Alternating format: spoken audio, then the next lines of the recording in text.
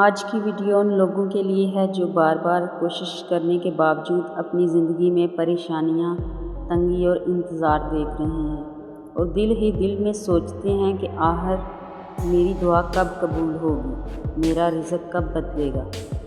دوستو، آج ہم بات کریں گے رزق اور صبر کے تعلق کے بارے میں۔ بہت سے لوگ سمجھتے ہیں کہ رزق صرف پیسہ ہوتا ہے، لیکن حقیقت یہ نہیں ہے۔ رزق صرف دولت کا نام نہیں، سکون، عزت، محبت، اچھے لوگ، صحت اور دل کا اطمینان بھی رزق میں ہوتا ہے۔ کبھی آپ نے غور کیا، کچھ لوگوں کے پاس صرف پیسہ ہوتا ہے لیکن سکون نہیں، اور کچھ لوگ تھوڑے میں بھی بہت خوش رہتے ہیں، کیونکہ اصل رزق دل کا سکون ہے۔ دوستو، اللہ نے ہر انسان کا رزق پیدا ہونے سے پہلے ہی لکھ دیا ہوتا ہے۔ آپ کا رزق نہ کوئی چھین سکتا ہے، نہ کوئی روک سکتا ہے۔ جو آپ کے نصیب میں ہے وہ آپ تک پہنچ کر ہی رہے گا، لیکن یہاں ایک چیز بہت ضروری ہے اور وہ ہے صبر۔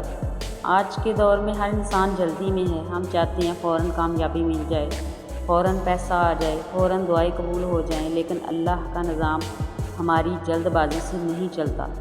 کبھی کبھی اللہ انسان کو دیر سے دیتا ہے تاکہ وہ صبر سیکھ لے، کیونکہ جلدی ملی ہوئی چیزیں اکثر انسان کو مغرور بنا دیتی ہیں، اور انتظار کے بعد ملنے والی نعمت انسان کو شکر گزار بنا دیتی ہے۔ یاد رکھیں، اگر آپ آج مشکل وقت سے گزر رہے ہیں، اگر رزق کم ہے، اگر حالات خراب ہیں، تو مایوس مت ہوں۔ ہو سکتا ہے اللہ آپ کے لیے کچھ بہت خوبصورت تیار کر رہا ہو۔ کبھی کبھی دیر اس لیے ہوتی ہے کیونکہ وقت آپ کے حق میں نہیں ہوتا، اور اللہ بہتر وقت کا انتظار کروا رہا ہوتا ہے۔ پرندے صبح خالی پیٹ نکلتے ہیں اور شام کو بھرا ہوا پیٹ لے کر واپس آتے ہیں۔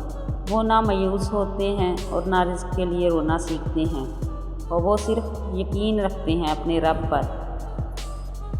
ہم انسان چھوٹی سی پریشانی میں ٹوٹ جاتے ہیں، حالانکہ ہمارا رب تو وہ ہے جو بند دروازوں سے بھی راستے نکال دیتا ہے۔